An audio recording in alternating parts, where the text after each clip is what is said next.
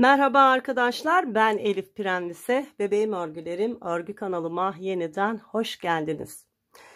Bugün sizlere benden 1,5 yıldır ısrarla istemiş olduğunuz bu güzel popcorn yapraklı elbisenin anlatımıyla geldim.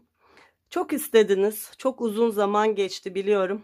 Yani 1,5 senedir aslında hep anlatmayı istiyordum. Ama kısmet bugüneymiş. Umarım beklentilerinizi karşılayan bir çalışma olmuştur. Gördüğünüz gibi çok güzel bir model çalışması. Yine Instagram ve Pinterest'te sıkça rastladığınız ve son birkaç yıldır çok popüler olan bir elbise modeli. Arkadaşlar, benim örmüş olduğum elbise modelim rahat 1, 2, belki 3.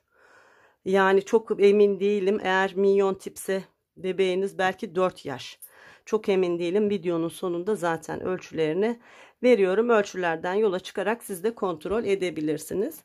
Böyle güzel bir elbise modeli ve sadece 2 yumak ip kullanarak ördüm arkadaşlar. Ve ip kullanırken de özellikle Alize'nin Süperlana klasik ipini kullanmak istedim. Neden özellikle bunu kullanmak istedim? Şimdi uzun kollu kışlık bir model. Dolayısıyla içinde biraz yün içeriği olsun istedim. Bu Süperlana klasikte %25 yün içeriği olan güzel bir örgü ipi. Aynı zamanda ipimiz böyle ince sayılabilecek bir örgü ipi. 3,5 milimetre örgü şişi kullandım. Eğer eliniz sıkıysa arkadaşlar, siz 3,5'la değil mutlaka 4 ile, çok sıkıysa 4,5'la örün. Yani örgünüzün sert olmaması lazım, dökümlü bir çalışma olması lazım. Dolayısıyla ipin kalınlığı da benim için çok önemliydi ve ipin özelliği de benim için çok önemliydi. Görmüş olduğunuz 2 yumak ipten şu görmüş olduğunuz elbiseyi ördüm. Ben 3 yumak ya da en azından bir 2,5 yumak gider diye düşünmüştüm ve 3 yumak ip satın almıştım. Gördüğünüz gibi bir yumağını hiç ellemedim. Yani 2 yumakla bitiyor. Bir kurdale çalışması var. Bu kurdalem de sanırım 1,5 metre civarı. Böyle biraz ben uzun aldım. Ne olur ne olmaz kısa gelmesin diye. Ve 3 adet yine ip rengime uygun ince düğme kullandım. Burası ilikli ve bağcıklı bir çalışma. Bütün malzemelerimiz bunlardan ibaret arkadaşlar. Görmüş olduğunuz gibi her şeyle harika bir çalışma olmuş oldu. Burası bana sorarsanız arkası, yani düğmeli, fiyonklu, tam çocuğun şöyle arkasına denk gelecek şekilde. Bana sorarsanız bu elbisenin arka bedeni. Burası da yine bana sorarsanız ön tarafı. Ama tam tersi kullanılıyor. Burayı ön yapıyorlar, burayı arka yapıyorlar. Aslında önü arkası hiç fark etmiyor çünkü sayılarımız gördüğünüz gibi ön beden ve arka beden aynı. Yani isterseniz önü burayı kabul edebilirsiniz, isterseniz diğer tarafı kabul edebilirsiniz. Şimdi arkadaşlar model çok böyle örmesi zevkli, aslında kolay, keyifli. Böyle bir sıra daha örüp ilerleyen bir model, fakat anlatması zor bir modeldi. Açıkçası beni bayağı yordu ve uzun bir çalışma oldu. Yani örgüyü başlayıp da bir yerde bir arkadaşım takılsın hiçbir zaman istemem. Dolayısıyla hep ayrıntılı anlatırım videolarımı. Bunda da öyle yaptım. Böyle uzun bir çalışma olmuş oldu. Dolayısıyla arkadaşlar ben bu model çalışmasını bölümlere ayırmaya karar verdim. Yani en sağlıklı olan o olacaktı. Bu sizin için de iyi olacak. Videoları ard arda yayınlayacağım. Hiç beklemeyeceksiniz. Ondan yana sorun yok. Ama sadece bölüm bölüm yayınlayacağım. İşte 1. 2. 3. bölüm diye. O da işte roba olacak, kol olacak, alt olacak. Siz de rahat ilerleyebileceksiniz. Nerede kaldığınızı takip etmekte de zorlanmayacaksınız. Çok rahat bir şekilde örebileceksiniz. Evet, şimdi ilk bölümle beraber başlayalım. Sonra sırayla diğer bölümlerle etek ucuna kadar örüp bütün ayrıntılarıyla beraber bu güzelliği örüp bitirelim. Arkadaşlar, elbise çalışmamda Alize'nin Süperlana Klasik serisini kullanacağım. %25 yün içeriği olan güzel bir örgü ipi. 100 metre ve 100 gram ve 280 metre uzunluğunda bir örgü ipi arkadaşlar. İpimiz biraz böyle ince bir ip ve 3,5 milimetre örgü şişi kullanacağım. Eğer sizin de eliniz çok sıkı değilse 3,5 milimetre, ama eliniz sıkıysa 4 milimetre ya da 3,75 milimetre örgü şişi kullanabilirsiniz. Şimdi öyle bir anlatım yapacağım size ki arkadaşlar, bu kadar kolay mı diyeceksiniz ve çok keyifli öreceksiniz. Şimdi elbisemize yakadan başlıyoruz. Tam 58 ilmekle beraber elbiseme başladım. Bakın 2, 4, 6, 8, 10, 12, 14, 16, 18, 20, 22, 24, 26, 28, 30, 32, 34, 36, 38, 40, 42, 44, 46, 48, 50, 52, 54, 56, 58. 58 ilmekle örgüme başladım. 3,5 milimetre örgü şişimle, bakın örgü sıklığım da bu. Görüyor musunuz? Ne sıkı ne bol. Tam 6 sıra düz örgü ördüm. Yani ne yaptım? 3 sıra önlerde düz, 3 sıra arkalarda. Ters ördüğümde bakın 2, 4, 6 sıra örgü örmüş oldum. Şimdi yine yaka kısmındayız. Böyle tırtıklı bir görüntüsü var elbisenin ya. O yaka çalışmasını yapacağız. Onu da şöyle yapıyoruz bakın. İlk ilmeği boş aldım. Sıradaki ilmeği düz ördüm. Şişime ipimi doluyorum. Sıradaki 2 ilmeği böyle soldan sağa doğru birlikte örerek tek bir ilmek haline getiriyorum. Ardından yine şişime ipimi doluyorum. Sıradaki 2 ilmeği birlikte örüyorum. Bunun mantığı hep bu. Bir dola, 2 ilmeği birlikte ör. Bir dola, 2 ilmeği birlikte ör. Bir dola, 2 ilmeği birlikte ör. Evet, sıra sonuna kadar bu şekilde örelim. Evet, sıra sonuna yaklaştım. Bakın 2 ilmeği birlikte ördükten sonra bir dola, yine 2 ilmeği birlikte ör. Bir dola ve sıra sonunda 2 ilmeğim kaldı. 2 ilmeği birlikte örerek sıramı tamamladım. Örgümüzün arka tarafındayız. Var olan ilmeklerin tamamını ters örgü olarak örüyoruz. İşte o yaka kısmındaki böyle tırtıllı görüntülü yakayı böyle oluşturuyoruz arkadaşlar. Bütün ilmekleri bakın dolama yaptım ve diğer ilmeklerin tamamını ters örgü olarak örelim ve sıramızı tamamlayalım. Evet, var olan ilmeklerimin tamamını ters örgü olarak ördüm ve sıramı tamamladım. Şimdi örgümüzün düz tarafından bakın. Arkadaşlar şöyle kıvrıldığında bu tırtıklı görüntüyü elde etmiş olacağız. Şimdi tekrar şuradaki 6 sıranın aynısını burada uygulayacağız. Yani 6 sıra boyunca 3 sıra önde düz, 3 sıra arkada ters olacak şekilde, yani önlerde düz, arkalarda ters olacak şekilde ilmeklerimizi öreceğiz. Arkadaşlar ipi özellikle biraz ince bir ip kullandım. Çünkü elbise dökümlü bir elbise. O yüzden ince iple örmemiz gerekiyor ki dökümlü olsun. Ya Alize Süperlana Klasiği de özellikle seçtim. Kışlık bir elbise olduğu için içinde biraz yün karışımı olmasını istedim. İşte içeriğinde %25 yün var. Ama siz, ben yünlü bir ip değil de yine ince ip kullanmak istiyorum, bebe ipiyle örmek istiyorum diyorsanız ince ip tercih edin. Mesela neyi tercih edebilirsiniz? Alize'nin Happy Baby'si 330 metre uzunluğundadır ve ipin de kalınlığı ortalama şu görmüş olduğunuz ördüğüm ip kalınlığındadır arkadaşlar. Evet, bakın ilk sırayı tamamladık. Şimdi 6 sıra olunca bakın böyle olacak yakamız, gördünüz mü? Şimdi bir sıra önde düz ördüm.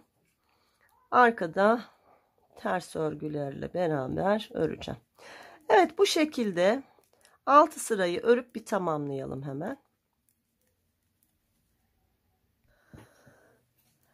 Evet, tam 6 sıra olacak şekilde önlerde düz, arkalarda ters olarak örgümü ördüm. Bakın böyle bir çalışma oldu. Ve şöyle katlandığında bizim istediğimiz o tırtırlı yakayı elde etmiş olacağız. Şimdi arkadaşlar şuradaki başlangıç ilmeklerimizle şişimizdeki ilmekleri düzgün bir şekilde şöyle birleştireceğiz. Ve bunun birçok yolu var fakat en kolayını ben size göstereceğim. Ben de hep böyle çalışıyorum. Şimdi 1-2 ilmeği tığla göstereceğim. Bakın. Şimdi şu görmüş olduğunuz ilk ilmeğimin sırasını takip ediyorum. Bakın başlangıç ilmeğim hemen burada. İlk ilmeğe girerken biraz böyle zorlanıyoruz. Bakın bu ilmeği geliyorum. Şişimi alıyorum. Bu benim birinci ilmeğim. Bakın. Geldim, şişimi aldım. Sonra normal şişimdeki ilmekle beraber bu iki ilmeği birlikte örüyorum. İlk ilmeğimizi birleştirdik. Her bir ilmeğe aynısını yapacağız arkadaşlar. Bakın sıradaki hemen onun yanında olan ilmek, görüyor musunuz? Alıyorum şişime. Sıradaki ilmeğimle ikisini birlikte düz örgü olarak örüyorum. Bakın. Hemen yanındaki sıradaki ilmeğim, alıyorum şişime, ikisini birlikte örüyorum. Şöyle kontrol ederek inerseniz bakın sıradaki hemen burada, görüyor musunuz? Zaten çok belli. Şişime takıyorum. Sonra ikisini birlikte örüyorum. Bakın hep sıra takip ediyor. Alıyorum. İkisini birlikte örüyorum. Bütün ilmekleri bu şekilde birleştirelim. Bakın arkası da ne kadar düzgün oluyor arkadaşlar. Görüyor musunuz? Hep bu şekilde örelim ve birleştirelim. Evet arkadaşlar, her bir ilmeğe aynı şeyi yaptım. Bakın en son ilmeklerim bunlar. Bakın yine hizasındaki başlangıç ilmeğiyle son ilmeğimi de ördüm. Ve bakın ne kadar düzgün oldu örgümüzün arka kısmı. Şimdi birleştirmeyi yaptık. Burası bizim yakamız arkadaşlar. Evet, şimdi örgümüzün arka tarafındayız. Haroşa örgü olarak örgümüzü örüyoruz. Şu örgümüzün yaka kısmının ön tarafında 2 diş haroşa örgü olacak. Şimdi birleştirmeyi düz örgülerle yaptığımız için arkada da düz örgüyle ördüğümüzde ilk diş haroşa örgümüzü elde etmiş oluyoruz. Bu bizim birinci diş haroşa örgümüz olacak. Bakın. Birinci diş haroşa örgümüz. Bunu 2 dişe tamamlayacağız. Şimdi sıramı tamamlayayım. Evet, haroşa örgülerle sıramı tamamladığımda bakın örgümün ön tarafında ilk diş haroşa örgümü elde ettim. Şimdi yine haroşa örgü olarak örgümü örüyorum. Bu arada haroşayı ben düz olarak örüyorum. Birçok arkadaşım da düz örüyor ama bazı arkadaşlarım ters olarak örüyor. Yani 2 sıra ters örgü örüldüğünde de haroşa örgü elde edilmiş oluyor. O yüzden haroşa olanları belirtiyorum ki tersten haroşayı ören arkadaşlar ona göre ayarlasınlar. Evet, örgümüzün düz tarafında haroşa örgülerle beraber 58 ilmeğimiz var. 58 ilmeğimizin tamamını örüp sıramızı tamamlayalım. Evet, sıramı tamamladım. Şimdi örgümün arka tarafında yine haroşa örgülerle beraber 58 ilmeğimi örüyorum. Ve artık yaka çalışmamız bitiyor arkadaşlar. Bundan sonra o çok merak ettiğiniz, acaba nasıl örülüyor dediğiniz kol kısmı ve ön beden kısmındaki o verev ve ajurlu çalışmalar başlıyor. Dediğim gibi o kadar kolay diyeceksiniz ki benim anlatımımla, bu kadar kolay mıymış diyeceksiniz. Tane tane, hiç bir yere atlamadan, hiçbir detayı atlamadan, belki birkaç bölüm olarak bu elbiseyi anlatacağım. Ama anlatacağım arkadaşlar. Artık o kadar çok isteyen arkadaşlar oldu ki bir yıldan beri benden bu model isteniyor. Ve özellikle şimdi havalar tekrar soğudu ya. Tekrar istiyorlar yani. Günde birkaç kere Instagram'a böyle 15-20 kişi Elif Hanım bu modeli anlatır mısınız diye ricada bulunuyorlar. O yüzden uzun da olsa, zor da bir çalışma olsa, hani örmesi zor değil de anlatması zor bir çalışma da olsa artık anlatacağım. Karar verdim. Evet, bakın şimdi ne oldu? 2 diş haroşa örgü elde etmiş olduk arkadaşlar. Bakın burası bizim elbisemizin, şöyle yapayım, yaka kısmı. Burası yaka kısmımız. Buraya bir kurdale geçirerek fiyonk yapılıyor. Şimdi şöyle anlatayım. Bu görmüş olduğunuz kısım ön bedenimiz. Arkadaki şurası arka bedenimiz ve bunlar kollar. Şimdi klasik yakadan başlanan modellerde çalıştığımız gibi robayı ayıracağız. Roba ayrımları klasik bildiğimiz roba ayrımlarından hiçbir farkı yok. Aynısı, hiç değişen bir şey yok. Yine işaretleyici kullanacağım. Robamızı ayıracağız ve örmeye başlayacağız.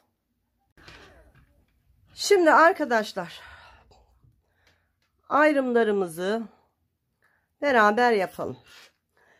Şimdi ön bedenimize 2-4 ilmek ilik düğme, 4 ilmekte yan ilmekler olacak şekilde 2, 4, 6, 8 ilmek ayırıyoruz.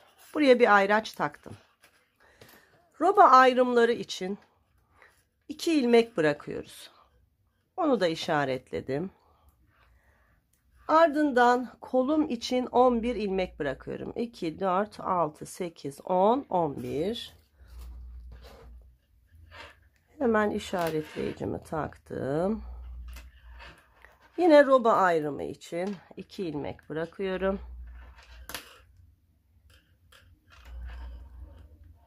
Kolumuz bitti. Şimdi geldik arka bedene. Arka beden için 12 ilmek ayırıyorum. 2, 4, 6, 8, 10, 12. İşaretleyicimi taktım. Roba ayrımı için yine 2 ilmek bırakıyorum. Tekrar ikinci kol için 11 ilmek. 2, 4, 6, 8, 10, 11. İşaretleyicimizi takalım. Siz de aynı benim yaptığım gibi yapın. Eğer işaretleyiciniz yoksa arkadaşlar bir ip yardımıyla, renkli bir iple bunu yapabilirsiniz. Roba ayrımı için yine 2 ilmek bıraktığımda ikinci ön bedenim için 2, 4, 6, 8 ilmeğim kaldı. Robamızı böyle ayırttık ve şimdi örmeye başlıyoruz. Arkadaşlar İlk 4 ve son 4 ilmeğim haroşa örgü. Aradaki ilmeklerde düz örgü, roba artışı ve yaprak çalışmamız olacak kollarımızda. Hemen başlayalım. Şimdi ilk ilmeği boşaldım. Sonra 2, 3, 4 ilmeğimi haroşa örgü olarak ördüm. Ardından 2 ilmek düz örüyorum. 1, 2. Bir ilmek dolama yapıyorum. Bu dolama yaptığım ilmeğin mantığı şu. Roba ayrımlarından önce ve sonra artış yapıyoruz ya.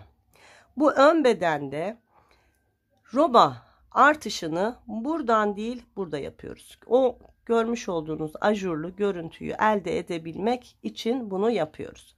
Şimdi doladım. Sıradaki 2 ilmeği ördüm. Burada roba artışı yapmıyoruz çünkü burada yaptık. Roba ayrımında 2 ilmeğimiz var. Bunlar düz örülüyor. İşaretleyicimi taktım. Yine roba ayrımından sonra normal klasik roba artışı yapıyoruz. Bakın bir ilmek doladım. Hatta bunu dolarken öyle değil de şöyle dolayınca daha düzgün oluyor. Birini sağdan birini soldan yapınca. Evet, roba artışı yaptık. Şimdi geldik kolumuza. Ön beden bitti. Kolumuzda yapraklı popcornlu yaprak çalışması var. 11 ilmeğimiz var. Bakın 2, 4, 6, 8, 10, 11. Şimdi 2, 4, 5 ilmek burada. 2, 4, 5 ilmek burada. Şu 6. ilmeğe işaretleyici takacağım. Bunu siyah kullanacağım. Bakın 2, 4, 5, 6. ilmek burada. Bu bizim yaprak çalışmamızın tam orta kısmında ana gövdedeki ana ilmeğimiz. Yaprağın orta gövdesi burası olacak. Şimdi başlayalım. Artırmayı yaptık. Gizli artırmamızı. Sonra örüyorum. 1, 2, 3 ilmek ördüm. Bakın ana ilmeğim burada. Öncesinde 2 ilmek var. Bu 2 ilmeği şöyle soldan sağa doğru birlikte örerek bir kesme yaptım. Ana ilmek burada. Bir doladım. Ana ilmeği düz ördüm. Tekrar bir doladım. Yaprağımın diğer tarafı. Buradaki 2 ilmeğin yönlerini değiştiriyorum. Çünkü benim ilmek alışlarımdan kaynaklı ters oluyor. O yüzden düzeltiyorum. Eğer sizin de tersse düzeltin. Ama şu anda gördüğünüz gibi düzse bir şey yapmanıza gerek yok. Sağdan sola doğru dolama yaptıktan sonra bu 2 ilmeği birlikte örüyorum. Ardından 1, 2, 3 ilmek ördüğümde kolum bitiyor ve roba ayrımının olduğu yerdeyim. Bir artış yaptım. Gizli artış. Roba ayrımının ilmeklerini 2 düz ilmek düz olarak ördüm.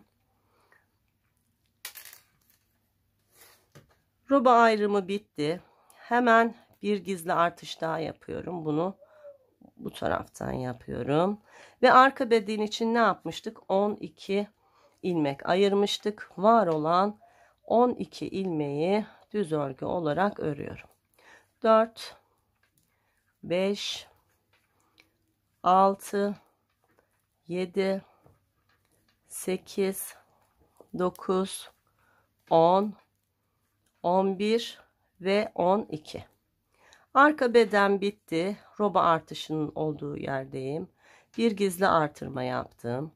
Roba ayrımının 2 ilmeğini düz olarak ördüm. Tekrar bir gizli artış yapıyorum. Bunu böyle yapıyoruz. Evet. Sonra ikinci kola geldik. Şimdi burada yine 11 ilmeğimiz var. Ne dedik? 6. ilmek bizim yaprağımızın ana ilmeği. 2, 4, 6. ilmek bu. Özellikle işaretliyorum ki hiç karıştırmayın. Buraya işaretleyici taktım. Ne yapıyoruz? Bunun öncesinde 3 düz ilmeğim var. Roba artışı yaptıktan sonra 1, 2, 3 düz ilmeğimi ördüm. Ana ilmeğim burada. Öncesinde 2 ilmek var. Soldan sağa doğru 2 ilmeği birlikte örüyorum. Bir dola, ana ilmeği ör, bir dola. Sıradaki 2 ilmeğin yönleri tersse düzelt ve sağdan sola doğru ikisini birlikte ör. İkinci yaprak kurulumunu yaptık. 3 ilmeğim kaldı. 1, 2, 3 ilmeği ördüm ve benim kol bedenim bitti. Roba ayrımının oradayım. Bir gizli artış yaptım. Roba ayrımının 1, 2 ilmeğini ördüm. Burada roba artışını yapmıyorduk. Burada yapıyorduk. O yüzden geliyorum. 1, 2 ilmek örüyorum. Bir doluyorum. Ardından 1, 2 ilmek düz örüyorum. Sıra sonunda 4 ilmeğim var. Bu 4 ilmeğimi de haroşa örgü olarak örüp sıramı tamamlıyorum. Kurulum bitti. Zoru başardık. Şimdi örgümüzün arka tarafında ilk 4 ve son 4 ilmeğimiz haroşa örgü. Diğer ilmeklerin tamamını ters örgü olarak örüp sıramızı tamamlıyoruz arkadaşlar. Sadece ilk 4 ve son 4 ilmeğimiz haroşa, diğerleri ters örgü. Evet, sıramızı tamamlayalım.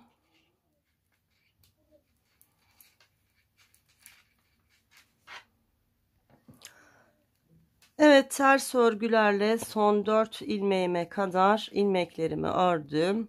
Son 4 ilmeğim haroşa örgü. Sıramı tamamladım. Şu başlangıç ipimi de hemen gizleyeyim. Bakın şöyle tığımın yardımıyla bunu şöyle içeri alıp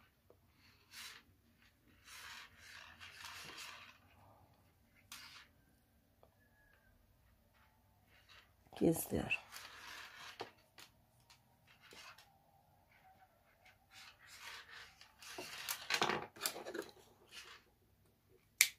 Evet, bitti.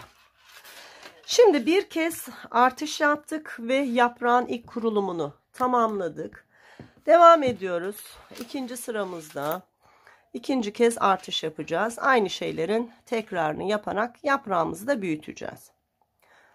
Yine ilk 4 ilmeğim haroşa örgü. Bu değişmiyor. İlik düğme kısmı bitene kadar bu hep böyle olacak. 4 ilmek haroşamı ördüm. Ardından 2 düz ilmeğimi ördüm. Ve yine artış yaptım. Bakın bir doladım. Ardından 1, 2, 3 ilmek ördüm. Daha önce 2 ilmekti. Artışla 3 ilmek oldu. Buradaki artışı burada yaptığımız için burada bir şey yapmıyoruz. Roba ayrımının 2 düz ilmeğini örüyorum. Ardından kolum için artış yapıyorum. Artışımı yaptım. Şimdi ana ilmeğimiz yine burada. Bakın. Yaprağa çalışacağız. Geliyorum. 1, 2, 3 ilmek düz örüyorum. Sıradaki 2 ilmeği yine soldan sağa doğru birlikte örüyorum. Sonra bir düz ilmek örüyorum. Bakın ana ilmeğim burada. Ana ilmeği gördüm. Bir dola, ana ilmeği ör, bir dola. Ana ilmeği ördükten sonra bir,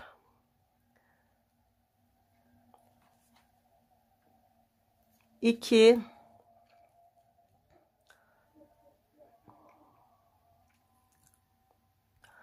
pardon arkadaşlar, ana ilmeği doladıktan sonra bir ilmek örüyorum. Bakın ana ilmek burada. Şu bir daha göstereyim burayı. Benim de aklım karıştı. Bakın kesim yaptık. 2 ilmeği birlikte ördükten sonra bir ördük. Sonra bir doladık. Ana ilmeği ördük. Ardından tekrar bir doladık. Bir ilmek ördük. Sonra sıradaki 2 ilmeğin yönünü değiştirerek bu 2 ilmeği birlikte ördük. Ardından 1, 2, 3 ilmek ördüğümde roba artışının oradayım. Kol bitti. Roba artışımı yaptım. Ardından roba ayrımının 2 düz ilmeğini ördüm. Tekrar roba artışı yaptım. Ve arka bedende 12 ilmeğim vardı. 2 de artış yapmıştık. 14 ilmeğim oldu. 1, 2, 3, 4, 5, 6, 7, 8, 9, 10, 11, 12, 13, 14 ilmeği ördüm. Bir artış yaptım. Arka bedenim bitti. Roba ayrımının 2 düz ilmeğini ördüm. Tekrar bir artış yapıyorum ve ikinci koldayım. Şurada aklınız karıştıysa şimdi aynısını yapacağım arkadaşlar. Dikkat edin. 1, 2, 3 düz ilmek ördükten sonra bakın ana ilmeğim burada. Sıradaki 2 ilmeği soldan sağa doğru birlikte ördüm. Yanında bir ilmek var. Onu da ördüm. Bakın ana ilmek burada. Ana ilmeği gördüm. Bir doladım. Ana ilmeği ördüm. Bir kez daha doladım. Yanındaki ilmeği ördüm. Bakın kesim yapacağımız ilmekler burada. Sıradaki 2 ilmeğin yönünü değiştirdim ve 2 ilmeği birlikte ördüm. Burada da aynısını yaptık. Eğer aklınız karıştıysa buradan da tekrar edebilirsiniz. Sonra 1, 2, 3 ilmek ördüm ve kolum bitti. Roba ayrımının oradayım. Bir dolama yaptım. Roba ayrımının 2 ilmeğini ördüm. Sonra ön bedene geldik. Ön bedende burada artış yapmıyorduk. Burada yapıyorduk. O yüzden 1, 2, 3 ilmek ördüm. Bir doladım. 1, 2 ilmek düzden sonra 1, 2, 3, 4 ilmek haroşayla sıramı tamamladım. Örgümüzün arka tarafında hep aynı şeyi yapıyoruz. İlk 4 ve son 4 ilmek haroşa. Aradaki ilmeklerimiz ters olarak örülüyor. Bu şekilde sıramızı tamamlayalım. Evet, ters örgülerle son 4 ilmeğime kadar ördüm. Son 4 ilmeğimi de haroşa örgü olarak ördüm ve sıramı tamamladım. Bakın arkadaşlar, yaprağımız oluşmaya başladı. İlmek sayılarımız da roba artışlarımızla beraber artıyor. Hep bu şekilde devam edeceğiz. Şimdi şurada hemen bir ilik çalışması da yapalım sizinle beraber. Bu sırada 3. artış sıramızda. İlk ilmeği boşaldım. İkinci ilmeği haroşa ördüm. Şişime ipimi doladım. Sıradaki 2 ilmeği soldan sağa doğru birlikte ördüm. Bakın ilk iliğimi de açtım. Şimdi devam ediyoruz. Yine roba artışlarına. 2 düz ilmeğimi ördüm. Bir doladım. 1, 2, 3, 4 ilmek ördüğümde ön bedenim bitti. Burada artış yapmıyoruz. Artışımızı burada yaptığımız için. Devam ediyorum. Roba ayrımının 2 ilmeğini ördüm. Kola geldim. Şimdi burada bir gizli artırma yaptım. Ve yaprağımı örmeye devam edeceğim. Bakın ana ilmeğim burada. Öncesinde 2 ilmeğim var. Sonra kesme yapacağım ilmekler. Artırdığım ilmekler hep ana ilmeğin yanında oluyor arkadaşlar. Şurada kenar kısmımızda hep kesiliyor. Şimdi yine 3 ilmek düz örüyoruz. Roba artışını yaptık. Ardından 1, 2, 3 düz ilmeğimi ördüm. Sıradaki 2 ilmeği soldan sağa doğru birlikte örerek kestim. Ardından 1, 2 ilmek düz ördüğümde bakın ana ilmeğim burada. Bir dola, ana ilmeği ör, bir dola, bir, iki düz ilmek ördüğümde bakın yaprak kenar ilmeğim burada. Bu ilmek ve yanındaki ilmeğin yönlerini değiştirdim. İkisini birlikte ördüm. Ardından 1, 2, 3 düz ilmek ördüğümde kolumu tamamlamış oldum. Roba artışının olduğu yerdeyim. Bir artış yaptım. Roba ayrımının 2 ilmeğini düz ördüm ve arka bedene geldim. Bir artış yaptım ve arka bedende 16 ilmeğimiz vardı. 2 daha ilave etmiştik. 12, 14, 16. 1, 2, 3, 4, 5, 6, 7, 8, 9, 10, 11, 12, 13, 14, 15, 16 ilmeğimi ördüm. Roba ayrımının oradayım. Tekrar bir artış yaptım.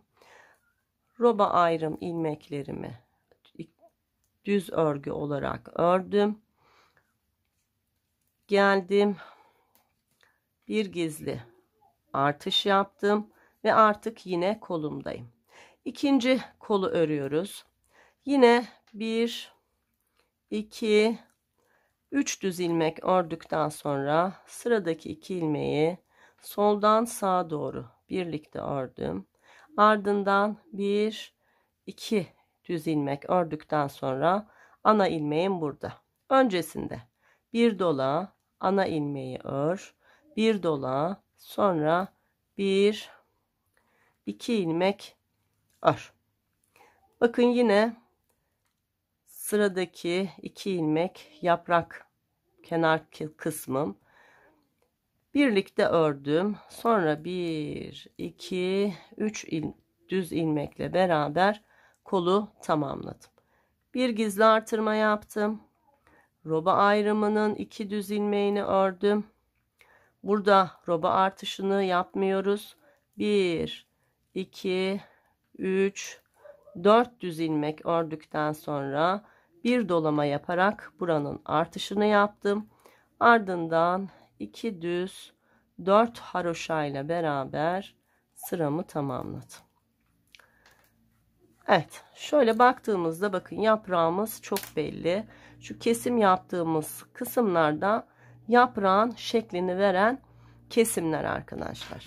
Şimdi örgümüzün arkasında yine ilk 4 ve son 4 ilmeğimiz haroşa. Aradaki ilmekleri ters olarak örelim ve sıramızı tamamlayalım.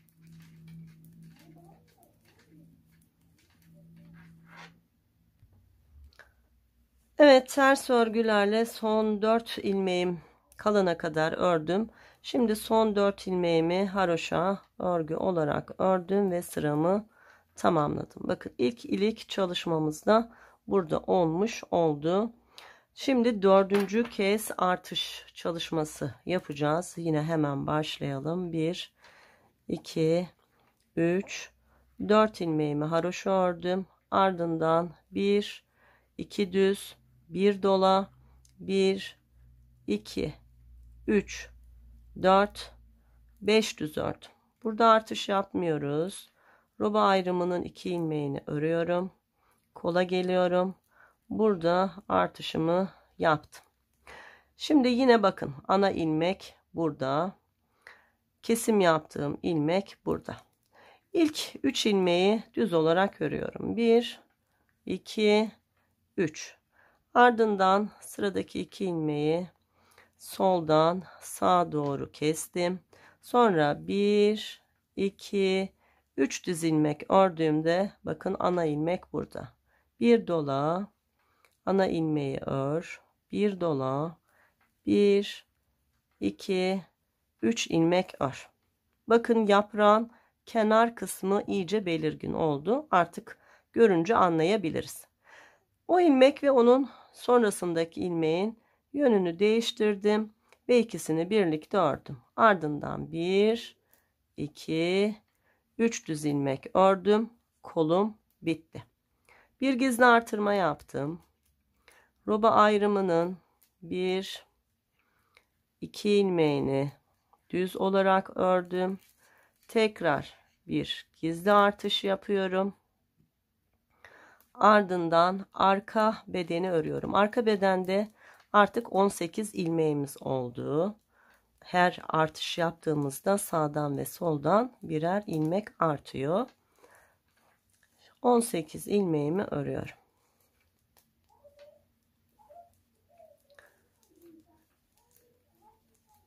Evet, ilmeklerimi ördüm. Yine roba ayrımının olduğu yerdeyim. Bir dola, roba ayrımının 2 düz ilmeğini ör. Tekrar bir dola yaptığımda ikinci koldayım. Ne yapıyorduk? 3 düz ilmek örüyorduk önce. 1 2 3 ilmeği ördüm.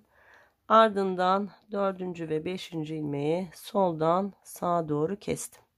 Sonra 1 2 3 düz ilmek ördüğümde ana ilmeğime geldim. Bir dola, ana ilmeği ör.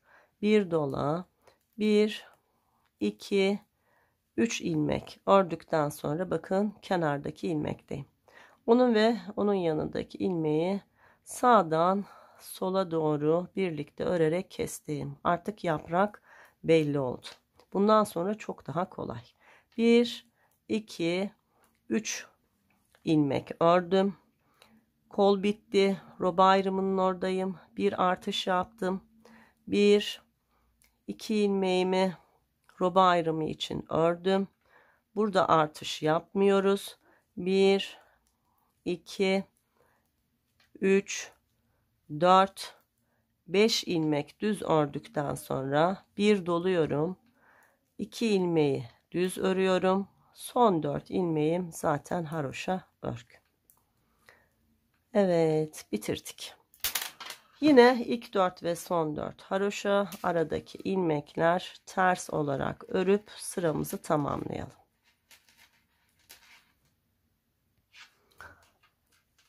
Evet, son 4 ilmeğe kadar ters ördükten sonra 4 ilmeğimi de haroşa örgü olarak ördüm ve sıramı tamamladım. Şimdi bakalım 1 2 3 4 tane yaprağımızda ajur yaptık. Yaprağımızın son ajur sırası. Yine aynı şeylerin tekrarını yapıyoruz. Bakın 1 2 3 4 ilmek haroşa ile başladım. Sonra 1 2 düzden sonra bir dola, 1 2 3 4 5 6 ilmek düz ördüm. Burada artış yapmıyoruz. Sonra 1 2 ilmek roba ayrımının ilmeklerini ördüm. Şimdi burada artışımızı yapıyoruz. Ardından kola başlıyoruz arkadaşlar. 1 2 3 ilmek düzden sonra sıradaki 2 ilmeği soldan sağa doğru kestim. Sonra 1 2 3 4 ilmek düz ördüm. Ana ilmeğim burada. Bir dola, ana ilmeği ör, bir dola, 1 2 3 4 ilmek ör. Bakın yaprağımızın son ilmeği burada. Yandaki ilmekle beraber ilmeklerimin yönünü değiştirdim ve sağdan sola doğru kestim. Ardından 1 2 3 ilmek düz ördüm. Kolum bitti. Artışımı yaptım. Roba ayrımının 2 ilmeğini ördüm.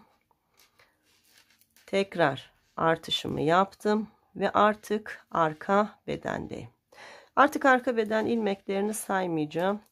Sanırım bu sırayla 20 oldu. Son kez sayayım. 3 4 5 6 7 8 9 10 11 12 13 14 15 16 17 18 19 20.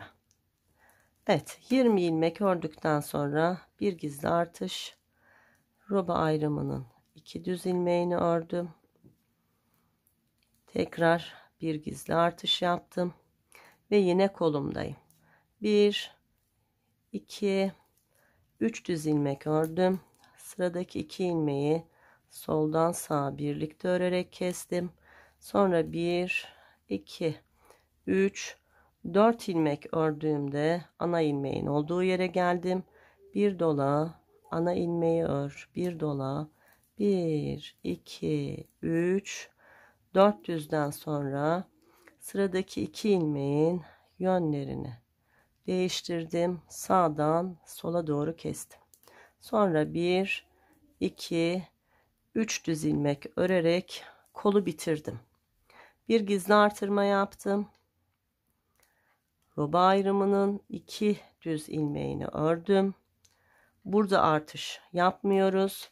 1 2 3 4 5 6 ilmek düz ördükten sonra bir doluyoruz. Artışı burada yapıyoruz. Sonra 2 düz 4 haroşayla sıramı tamamlıyorum. Arka sırada ilk 4 ve son 4 ilmeğimiz haroşa. Aradaki ilmekler ters olacak şekilde örüp sıramızı tamamlayalım.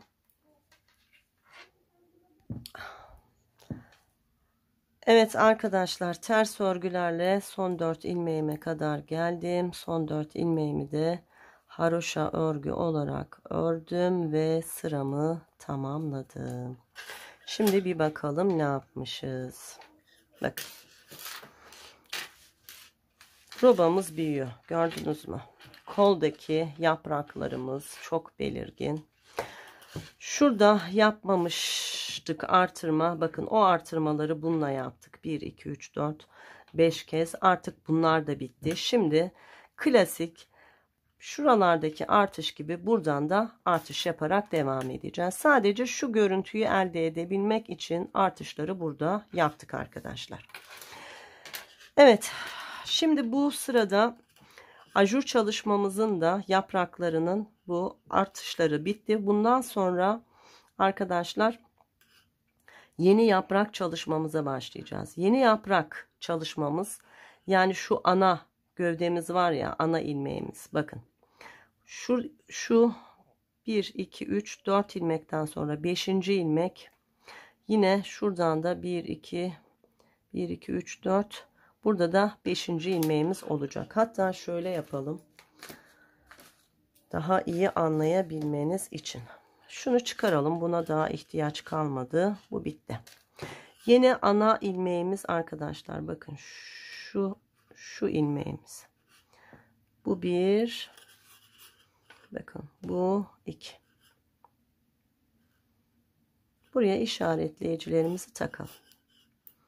Ya da hani ben gösterdim, anladıysanız sizin takmanıza gerek yok. Aynı şekilde bakın, ana ilmeğimizin biri bu, biri bu. 2 tane yaprak çalışması yapacağız. Bu yaprağımız bitti. Bunu da şimdi sadece popcorn yaparak bitireceğiz o yaprağı. Hemen başlıyoruz şimdi.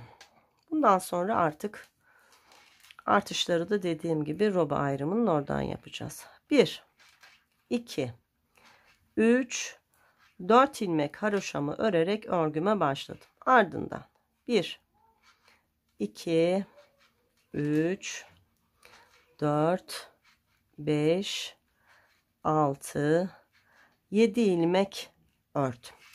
Şimdi şu ajurlu çalışmanın ajursuz olarak yine bir böyle V görüntüsü var. İki taraf birleştiğinde V oluyor. Onu da ilmek kaydırarak yapıyoruz. Bakın, roba artışının olduğu yerdeyim. 2 tane ilmeğim var. Şu birinci ilmek değil de önce ikinci ilmeği örüyorum. Sonra bakın geliyorum, birinci ilmeği örüyorum. Sonra ilmekleri şişimden çıkartıyorum. Bakın ne olmuş oldu? Buradaki ilmek bu tarafa kaydı. Güzel bir görüntü elde ettik.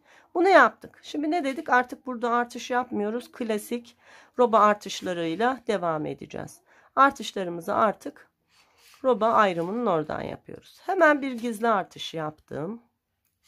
Sonra roba ayrımının 1 2 ilmeğini ördüm. Tekrar bir gizli artış yaptım ve kolumdayım. Şimdi burada da ne dedik? Ana ilmeklerimiz artık burada. Ana ilmeğimiz burası. Bakın önünde 2, 4 ilmeğimiz var. Şu artıştan sonra. Bunun ilk 2 ilmeğini örüyoruz. Bakın 1, 2 ilmek düz ördükten sonra sıradaki 2 ilmeği hemen ana ilmeğin yanındaki 2 ilmeği soldan sağa doğru birlikte örüyoruz. Ana ilmeğimizi gördük. Bir dola, bir ör, bir dola yapıyoruz. Şimdi hemen yandaki 2 ilmeğin yönlerini değiştirip ikisini birlikte örüyoruz. İkinci yaprak kurulumunu yaptık. Yaprağın bir tarafında yaptık. Şimdi diğer tarafında yapacağız. Şurada da dediğim gibi popcorn çalışacağız. Şimdi ana ilmeğimiz buradaydı. Ana ilmekten önce 1, 2, 3 ilmek var. 1, 2, 3 ilmeğimi ördüm. Popcorn'u bu ana ilmeğe yapacağız. 2 milimetre örgü tığım var. 2 ya da 2,5 milimetre örgü tığ kullanabilirsiniz. Bu ana ilmeği tığımı aldım. 1, 2, 3 tane zincir çektim. Tığıma ipimi doladım. Geliyorum ilmeğin içerisine batıyorum. 1, 2'de çıkıyorum. Şu baştaki ilmeği örmüyorum. 2 tane ikili trabzanım oldu. Tekrar tığıma ipimi doladım. Ana ilmeğin yuvasına battım. 1, 2'de çıktım. Tekrar doladım. Tekrar battım. 1, 2'de çıktım. Şimdi bu popcorn'un eğer büyük olmasını istiyorsanız arkadaşlar böyle toplu toplu 5 tane yapabilirsiniz. Bir 5'i deneyelim. 4'tü. Şimdi bir kez daha doladım. Battım. 5. Bence 5 olsun. Gayet güzel böyle toplu toplu. 1, 2, 3, 4, 5 tane olunca 5'ini birlikte örüp bir zincirle sabitliyorum ve şişimi alıyorum. Bakın ne güzel oldu. Evet 5 gayet başarılı. Artık bu yaprakla işimiz bitti. En son popcorn'u çalıştık. Bitti. Şimdi geliyoruz yeni yaprak çalışmamız. 1, 2, 3. Hemen kontrol edelim. Ana ilmeğim burada. Önündeki 2 ilmek burada. Popcorn'dan sonra 3 düz ilmek ördükten sonra sıradaki 2 ilmeği soldan sağa doğru birlikte örerek kestim. Bir doladım. Ana ilmeğimi ördüm. Bir doladım. Sıradaki 2 ilmeğimi yönünü değiştirdim ve ördüm. İkinci yaprak kurulumunu da yaptık. Ardından 1, 2 ilmek ördüm ve roba ayrımının oradayım. Bir gizli artış yaptım. Roba ayrım ilmeklerimi ördüm. Tekrar bir gizli artış yapıyorum ve arka bedendeyim. Artık arka bedeni örerken videoyu durduracağım arkadaşlar. Çünkü sayımız arttı. Zaman kaybı olmasın, zaten çok uzun olacak. Şimdi arka bedeni tamamlayıp artışlarla devam edelim. Evet, arka beden ilmeklerimi tamamladım. Roba ayrımının olduğu yerdeyim. Bir gizli artırma yaptım. Roba ayrımının 2 ilmeğini ördüm. Tekrar bir gizli artırma yaptım. Ardından ikinci kolumdayım. Bakın. Burada işaretleyici takmadım ama yaprağımız görünüyor. Bu bizim ana ilmeğimiz. Yanındaki 2 ilmeği birlikte örerek başlayacağız. Dolama yaptıktan sonra 1, 2 ilmek düz örüyorum. Sıradaki 2 ilmeği soldan sağa doğru birlikte ördüm. Ana ilmek burada. Bir dola. Ana ilmeği ör. Bir dola. Sıradaki 2 ilmeğin yönünü değiştir ve birlikte ör. Burada da kurulumu tamamladık. Ardından 1, 2, 3 ilmek ördüğümde bir önceki yaprağımın bakın ana ilmeği burada. popcorn ilmeğimiz. Şimdi bir popcorn daha çalışalım. Bundan sonra popcornları da göstermeyeceğim arkadaşlar. Zaman kaybı olmasın. Evet. Ana ilmeğimi, tığımı aldım. Sonra 3 zincir çekiyorum. 1, 2, 3. Tığıma ipimi doladım. İlmeğin içerisine battım. 2 de çıktım. Tekrar battım. 2 de çıktım. Tekrar battım. 2 de çıktım. Ve tekrar battım. 2 de çıktım. 1, 2, 3, 4, 5 tane ipim oldu. Hepsini birlikte ördüm. Bir zincirle sabitledim. Ve şişimi aldım. Evet. Bunu da bitirdik. Şimdi ikinci yaprak kurulumunu yapacağız. 1, 2, 3 düz ilmek ördüm. Bakın ana ilmeğim burada. Soldan sağa 2 ilmeği birlikte ördüm. Bir doladım. Ana ilmeği ördüm. Bir doladım. Ve sıradaki 2 ilmeği birlikte ördüm. Ardından 1, 2 düz ilmek ördüm. Roba artışının olduğu yerdeyim. Bir gizli artırma yaptım. Roba ayrımının 2 ilmeğini ördüm. Artık artışlarımızı burada yapıyorduk. Bir gizli artırma da burada yaptım. Şimdi ne yapıyorduk? Burada kaydırma yaptık.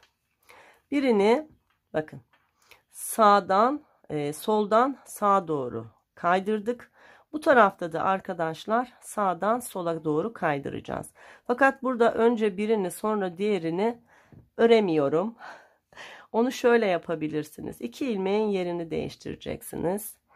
Öndeki ilmeği, ilk ilmeği şöyle önden, arkadaki ilmeği de bu arka taraftan şöyle alarak ilmeklerinizin burgu yapar gibi yerini değiştiriyoruz. Sonra önce birini sonra diğerini. Bakın ne oldu? Burada da sağdan sola doğru ilmek kaymış oldu. Bundan sonra bunu hep böyle çalışacağız arkadaşlar.